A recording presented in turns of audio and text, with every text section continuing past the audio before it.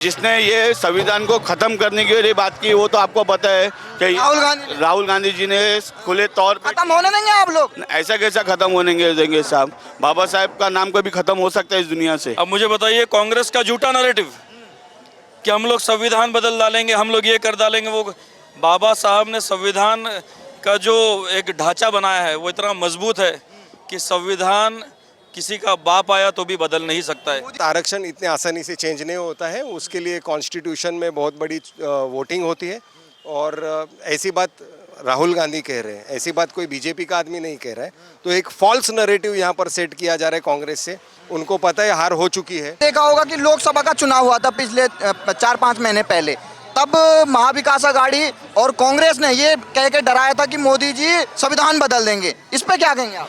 Sir ये तो अभी पब्लिक को सब सामने आ चुका है कि मोदी जी ने ना तो ऐसा कहा था और ना ऐसा कोई कर सकता है। सर एकनाथ शिंदे साहब ने हमेशा यही बोला है कि संविधान सबसे पहला है, बाकी सब चीज़ बाद में आती है। और जिसने ये संविधान को ख़त्म करने की ये बात की वो तो आपको पता है कि राहुल गांधी जी ने खुले तौर पे खत्म होने देंगे आप लोग? ऐसा कैसा खत्म होने देंगे साहब। बाबा साहब का नाम कभी खत्म हो सकता है इस दुनिया से? खाली हिंदुस्तान में ही नहीं साहब, पूरे दुनिया से नहीं खत्म हो सकता है। तो ये सब चीज आरक्षण खत्म करने की बात ये महाविकास आघाड़ी के नहीं, खाली ये चुनावी एक उनका मुद्दा था जो अब खत्म हो चुका है सर।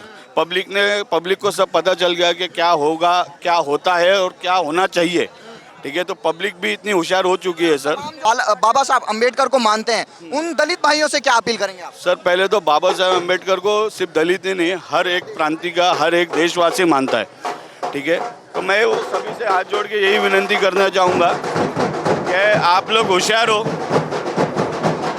तो आप आगे जो सोच समझ के फैसला कीजिए और अपना मत दीजिए। क्या अपील करेंगे एकनाथ शिंदे जी की?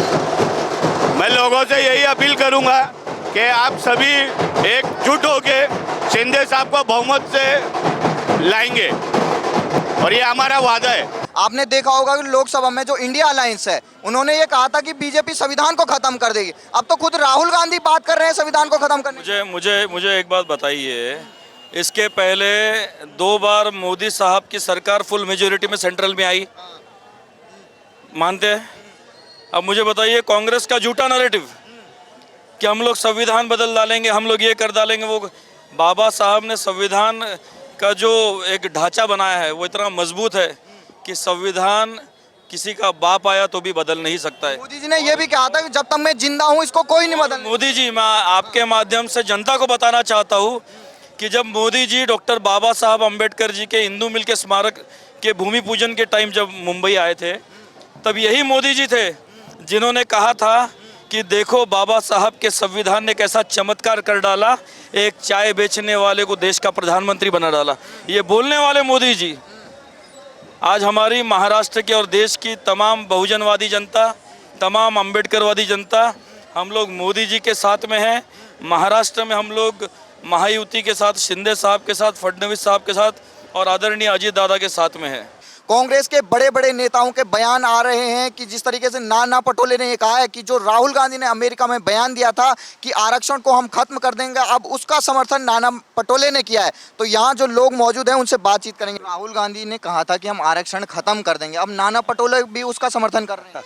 देखो, नाना पटोले का आदत सबको पता है, उनको बेबाक बात करने की आदत है। वो हर नए दिन कुछ नया नुस्खा निकालते और वो मीडिया में छोड़ देते हैं और उनको जानते हैं कि लोग इस पर चर्चा करते रहे और इसी के लिए वो फेमस भी है। मैं ऐसे समझता हूँ कि उनके बात को सीरियस लेना नहीं चाहिए, आप भी मत लो।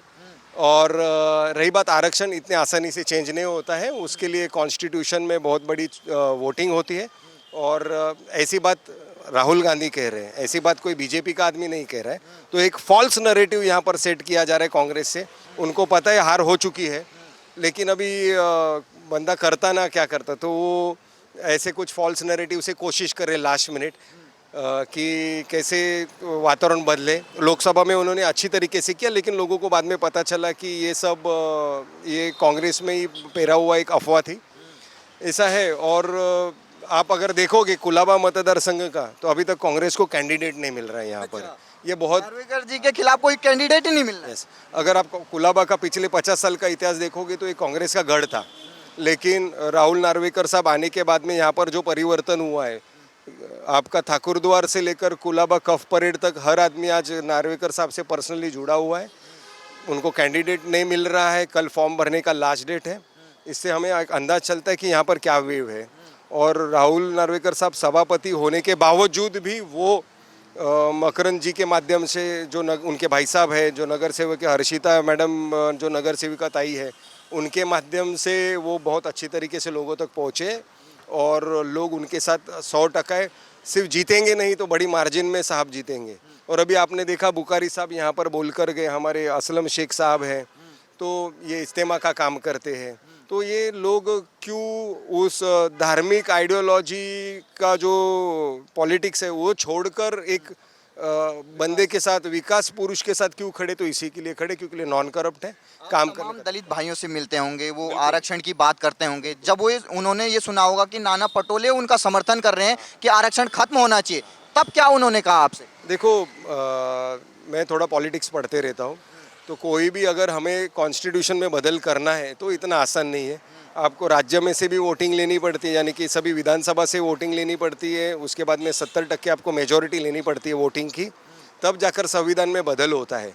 तो मोदी जी ने जो बात कही थी कि 400 पार अगली बार, वो एक एम्बिशियस नारा होता है, गोल सेट करना होता है, उससे आपके संगठन में एक जोश फूका जाता है। लेकिन उस शब्द को इन्होंने बहुत अच्छी तरीके से बदल करके, संविधान में कोई बदल होने नहीं वाला है।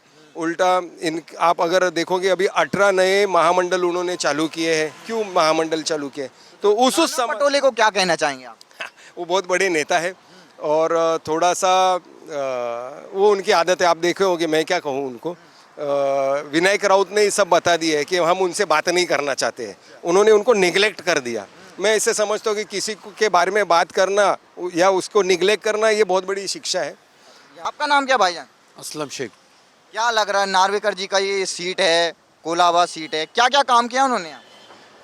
इन्होंने ही तो बहुत अच्छा काम किया है, जैसा हमारे बुखारी साहब ने बताया कि डेनिस लाइन का जो उनके वक्त से पहले काम था, वो बहुत तकलीफ़ में रहते थे लोग।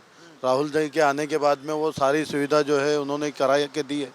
स्लम एरिया के अंदर है, हॉस्पिटल के लाइन से काम है और शिक्षा के लाइन से काम है। इन्होंने बहुत अच्छे, जैसा ये स्पीकर के पोस्ट पे उसी तरीके से इन्होंने लोगों के लिए काम किया है। और क्या क्या काम किया मुस्लिमों के लिए, खास तौर पे आपके जो इलाके में रहते हैं? शिक्षा के लिए है और हॉस्पिटलाइज है लोगों के लिए, और हर वक्त में हमारे लोगों के लिए खड़े रहते हैं। यहाँ के जो लोकल जिनको ज़रूरत होती है उनके पास, जैसा उन्होंने बताया ना कि मायूसी के साथ आते और खुशी का इजहार करके जाते, तो ये बहुत बड़ी उपलब्धि है उनकी। मुस्लिम लोगों के लिए काम करना, उनके प्रति नरमी से रहना राहुल जी के तरफ से, तो ये बहुत बड़ी बात है। हमारे जीतेंगे यहाँ से वो? अरे क्या 100% जीतेंगे।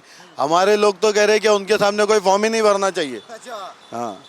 आपका नाम क्या है? भालचंद्र अशोक रौंदा। तो ये बताइए, जो ये राहुल गांधी का बयान आया था आरक्षण खत्म करने का, अब उसमें नाना पटोले भी कह रहे हैं कि उन्होंने सही बयान दिया था ये?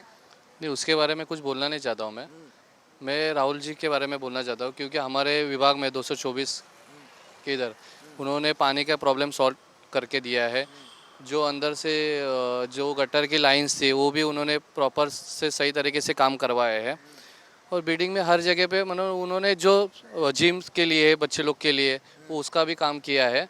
तो एक अच्छी तरीके से वो काम करे तो हमारे इधर के सब 224 से उनको पूरा बहुमत मिल जाएगा और यहाँ से कुलाबा से भी सब कुछ मिल जाएगा। तमाम जो युवा हैं उनसे क्या अपील करेंगे, खासतौर पे जो चुनाव आ रहा है आपके महाराष्ट्र में?